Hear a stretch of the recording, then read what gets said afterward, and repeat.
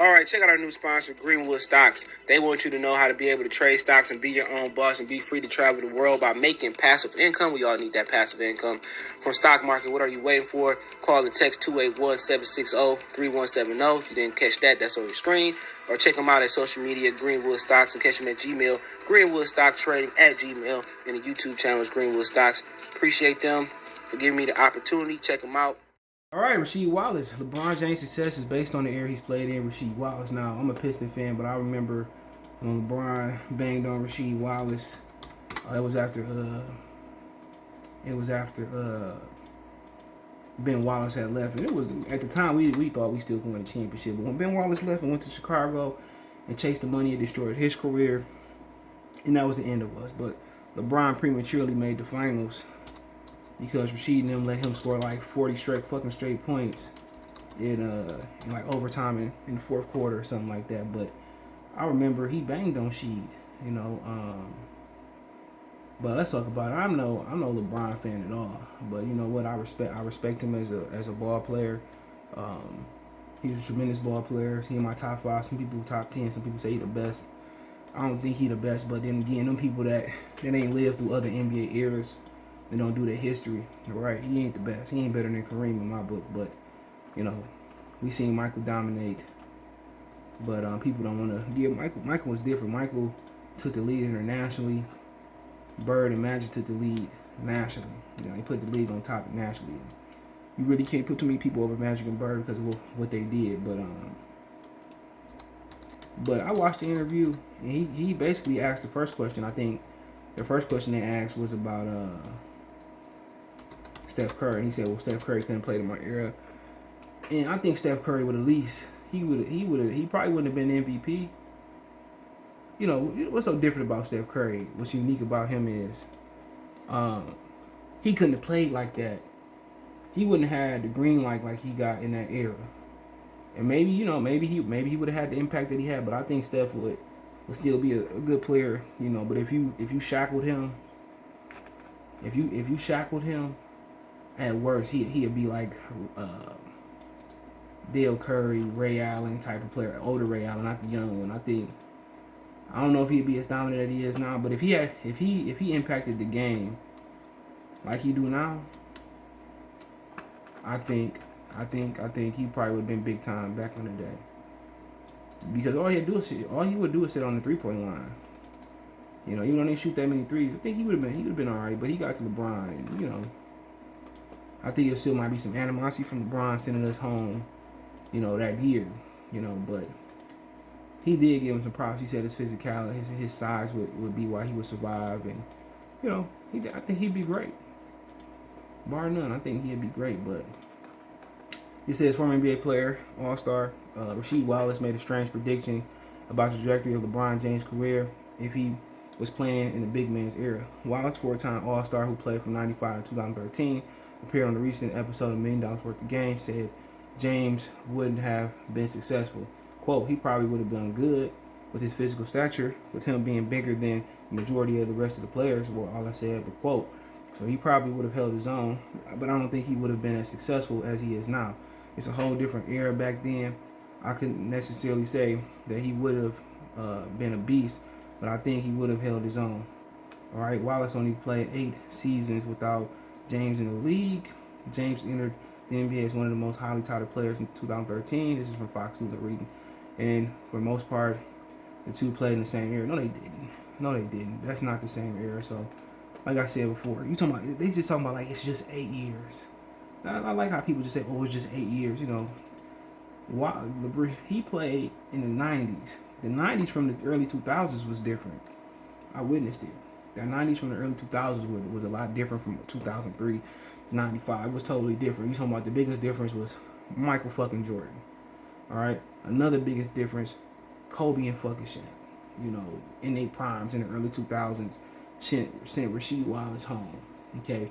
It was definitely different eras. You know, LeBron James, you can make a case that 2013 wasn't his era. LeBron era was like 2010, the late 2000s. That's when his era began. But like I said before, it's totally different. You know, in the 90s, it still got physical. In the 2000s, like with the Spurs and the Pistons, they started to change the hand check rules because really the Spurs had boring finals without us. But when they played the Nets and stuff of that nature, and they really wanted to push Kobe and Shaq, but it was a different era. Even though hand checking was eliminated with Michael Jordan, but they still let you get away with. So it was a different era. I mean, you talk about Sean Kemp, Gary Payton. It was a different. I'll agree with him. It was a different era. It definitely was a different era, man. But I think he would have done well. I think he would still be MVP. Now, winning the championship, he wouldn't have won. He wouldn't have won in the 90s. He wouldn't have won in the early 2000s. He wouldn't have beat the Spurs. But if he would have ran and created a super team, he still wouldn't have beat Kobe and Shaq. He wouldn't have beat the Pistons. He wouldn't have beat the Spurs. People say, well, he beat the Pistons. That was Ben Wallace. People tend to forget that. So he wouldn't eventually won because he would have joined the super team. But no, he wouldn't. Depending on where he landed at, Cleveland was a tough place to win. But just saying what he did in Cleveland, even with the Miami team, they wouldn't be LeBron. They wouldn't have been Michael. They wouldn't have been Kobe and Shaq. They wouldn't have been David Robinson and Tim Duncan and Tony Parker team. They wouldn't have beat them. He wouldn't have beat them. So, but I still think he would have been an MVP caliber player. He would have been, if it was Michael, well, if it was Michael 95, it would have been like whenever Michael came back, it would have been LeBron. I think it would have been LeBron, Barkley, Malone. But I also think the influence of how he would have grew up would have changed his game. I think LeBron would have been playing more with the back to it. He would have been a point forward. I think he still would have posted up some more. But like I said before, I think LeBron still would have been MVP. He still would have been one of the better. He would probably been one of the best players in the league. When Michael would have left, he would have been the king of the NBA, at least as far as talent. But I think he could have survived in any era and been MVP. And I think in the right situation, he would have won championships. So yeah, I think in the right situation, he would have won championships. And that's just my opinion on it. But Rasheed got his opinion. But I think he definitely would have been. I definitely would think he would have pushed Michael for some MVPs. But winning, depending on where he landed at, he was in Cleveland. It was hard to win in Cleveland back then. And they had DeJuan Wagner stayed healthy, him and LeBron probably would have pushed Kobe and Shaq. They probably would have won a championship. But yeah, LeBron would still be MVP. LeBron would still be one of the most talented players in the league. Yeah, he still would have been great. And I think eventually he would have won a championship. I think had he not ran to Miami, he would have just did his thing in Cleveland, or he would have went somewhere else. He probably still would have won a championship. He was destined to win. He was gonna win a championship. So yeah, I think LeBron James was gonna be great wherever he went. So yeah, Rasheed talking about it. I think he still would have been an MVP caliber player. His influence probably would have been to post up a little more.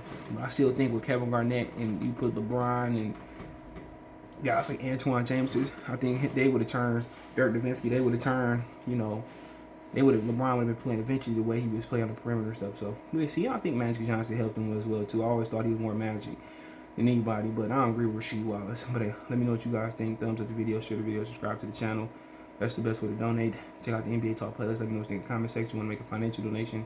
Cash App CJGood313, Venmo CJGood313, PayPal link in the description. Best way to donate, share the video. All that good stuff. You find me on Twitter, Facebook, Instagram, Facebook group, all that information in the description.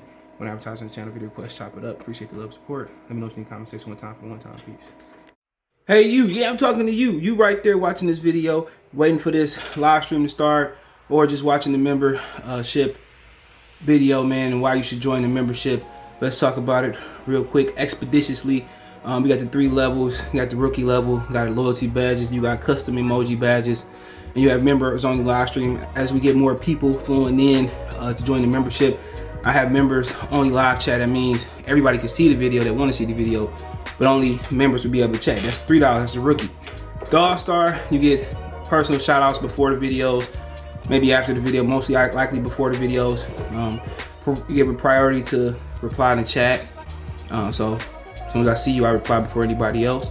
Get early access to pretty much all my non-boxing videos there. $10 a month. Then we got the boxing pound for pound superstar for all my boxing boys and gals out there. Get early access to prediction and most of our boxing content, virtual video collaborations and open debate. So, if you want to pre-record or go live and debate me for a whole video, you got early access to new videos.